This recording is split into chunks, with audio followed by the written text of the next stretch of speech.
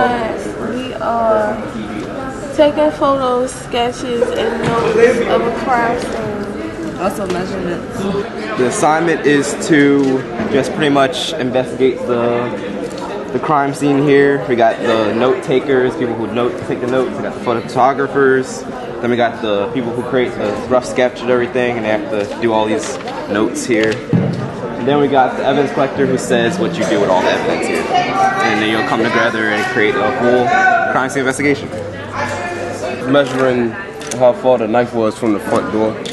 I have to take the overall view of the pictures as well as all the evidence markers with and without all the evidence. So I'm just trying to take as many pictures as I can.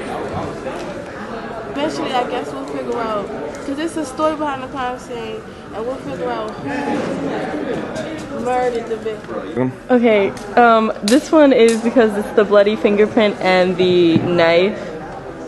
And then I had to get a full body of like what's going on, so I had to stand in one of the corners. And then here's one of the body outline. This was another one of the overviews. And then there's the heart. I had to take a close-up of where the stabbing was. This is a rough sketch of the crime scene. Everyone has to do a rough sketch and just get where everything is, basically. And then you always have to include a compass, and you have to write the officer's name and your name on the sketch and the date. And on the final sketch, you have to do like the location and all the evidence. You have to make a key saying like A, B, C, D is so-and-so objects. I think I'm learning that forensics is not exactly the easiest thing, and it's not exactly how it's portrayed, like how most people would think it is. I am Darius Alexander, and this is Forensics Honors. Come here next year.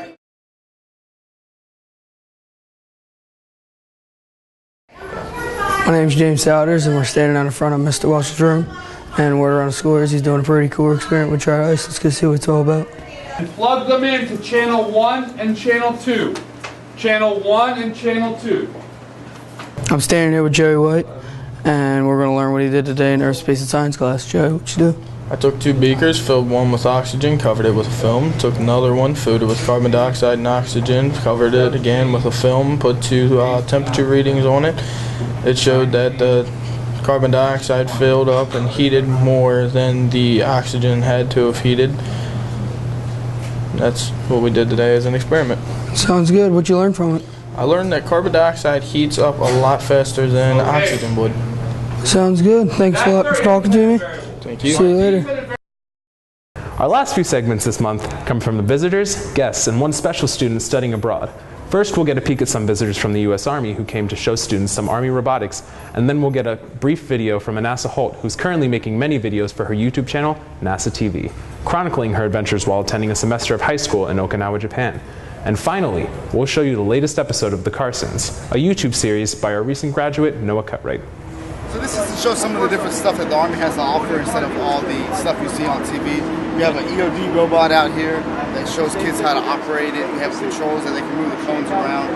Inside we have some different Xbox games that they can play. And then we have a football toss just to get the kids out here and get them interested.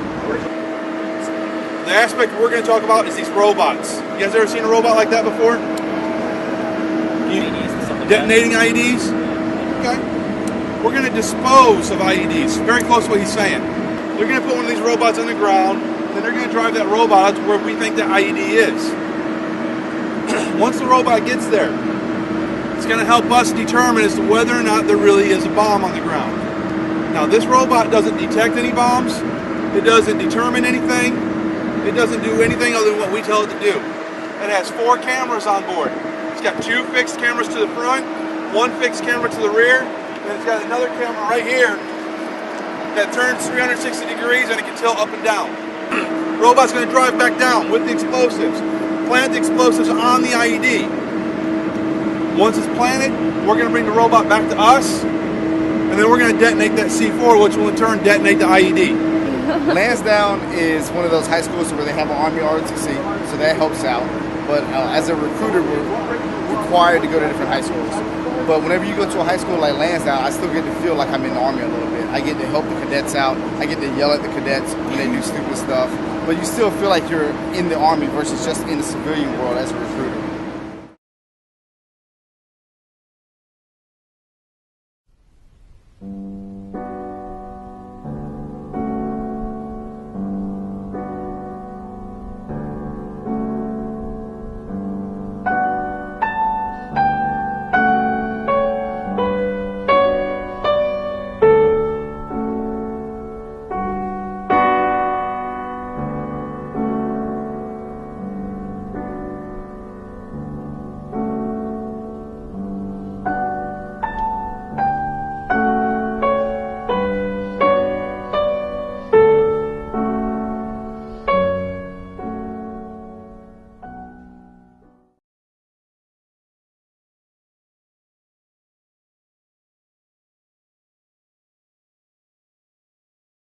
Steve, what are you doing home so early? I got fired today. Oh my God, that's awful. What happened?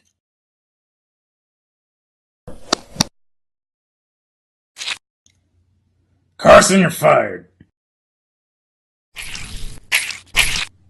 Yeah, you might want to go to the hospital. I'd rather not talk about it. What are we going to do? If you don't have a job, how are we going to stay afloat?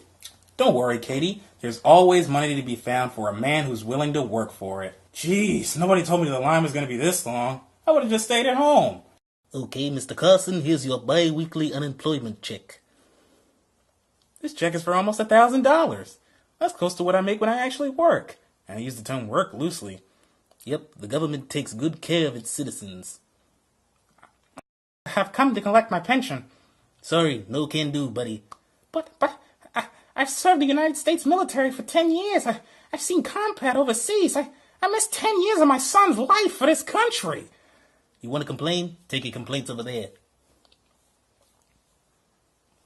Steve, you brought groceries. That's a first. Just showing my lady that I can provide for her in this little cutie. That's sweet of you, honey. But you should be out looking for work. I can handle the shopping. Sorry, Katie, but that part of my life is over. I'm never going to work again. What made you come to this stupid conclusion? This big fat government check.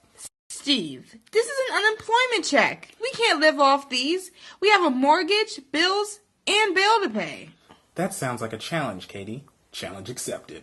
No, Steve. It's a fact. Besides, unemployment checks are for the people who are actively seeking work, not for lazy slobs trying to cheat the system. Doesn't say that on the check. Trust me, Katie, I know what I'm doing. Steve, I found an ad in the paper for a job at the butcher shop. Katie, do you remember what happened to me last time I worked there? Yeah, I had a guy who worked here. He skipped out on the job last weekend. Oh, there he is. By the way, you're fired. Never again. Steve, these mortgage payments are starting to pile up. Notice, where's our money? We break thumbs. Don't worry about it, babe. I've always got a backup plan. There, problem solved.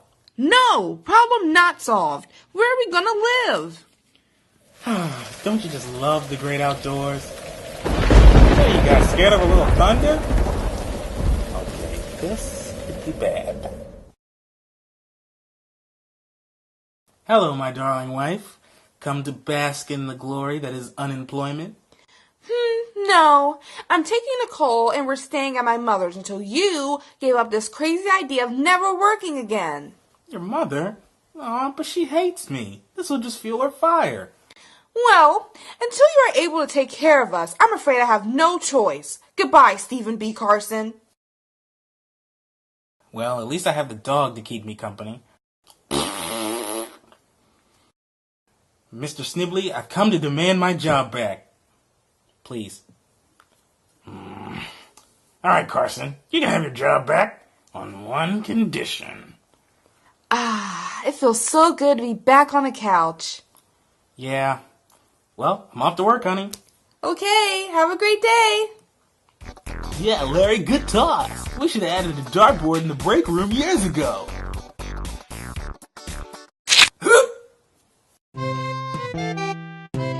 Well, that's all we have for this month on the Lansdowne Show. Be sure to check us out on YouTube at LHS Televideo for archived videos. And tune in next month for more outstanding students, lessons, activities, and more right here at Lansdowne's High School Academy on the Lansdowne Show. My name's Jordan Santiago saying, don't forget to buy a yearbook.